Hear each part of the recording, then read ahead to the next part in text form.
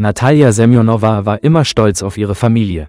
Sie fand, ihr Leben sei ein Vorbild für andere. Ein sicherer Job, ein gemütliches Zuhause, 2 Kinder, die hervorragende Noten hatten. Ihr Mann Pjotr war ein fürsorglicher Vater und liebevoller Ehemann, doch er hatte eine seltsame Angewohnheit: er fuhr regelmäßig in den Wald.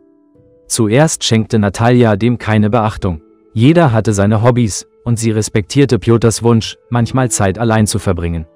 Doch mit der Zeit bemerkte sie, dass diese Ausflüge immer häufiger wurden.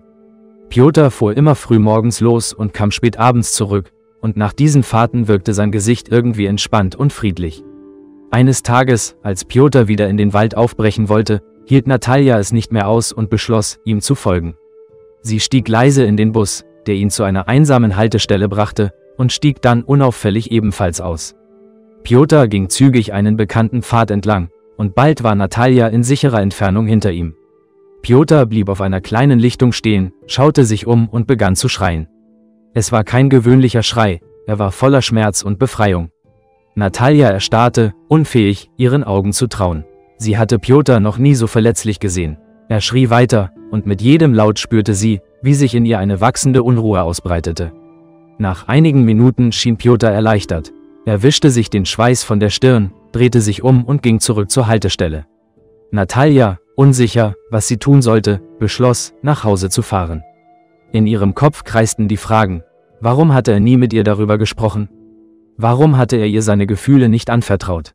Eine Woche später fasste Natalja den Mut, mit Pjotr zu reden. Sie nahm all ihren Mut zusammen und gestand, dass sie ihm gefolgt war.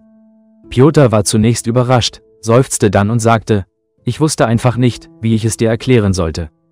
Diese Fahrten sind meine Art, mit Stress umzugehen. Ich arbeite viel, und manchmal muss ich alles einfach rauslassen.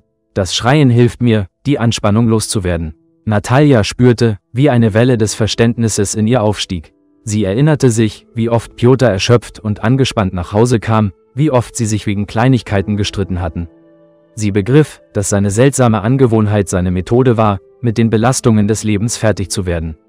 Ich wünschte, du würdest mit mir darüber reden, sagte sie und sah ihm in die Augen. Wir sind eine Familie und sollten uns gegenseitig unterstützen. Pjotr nickte, und in seinen Augen lag Dankbarkeit. Von da an begannen sie, offen über ihre Gefühle und Sorgen zu sprechen.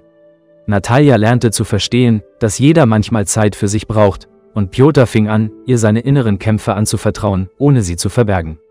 Mit der Zeit wurde ihre Familie noch stärker. Pjotr fuhr zwar immer noch manchmal in den Wald, doch nun lud er Natalja oft mit ein. Gemeinsam fanden sie Wege, mit Stress umzugehen, und jedes Mal, wenn Pjotr schrie, wusste er, dass jemand an seiner Seite war, der ihn unterstützte. Liebe Freunde, wenn euch das Video gefallen hat, setzt ein Like und abonniert den Kanal.